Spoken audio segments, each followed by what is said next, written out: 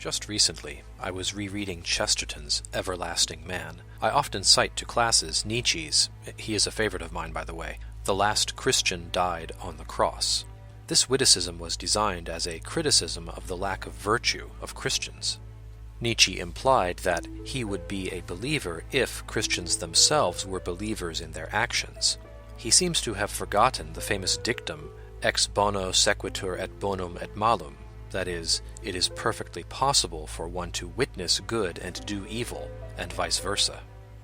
Chesterton, who began to write just after Nietzsche died in 1900, has the perfect response to this view. It was the anti-clerical and agnostic world that was always prophesying the advent of universal peace. It is that world that was, or should have been, abashed and confounded by the advent of universal war. As for the general view that the Church was discredited by that war, they might as well say that the Ark was discredited by the flood.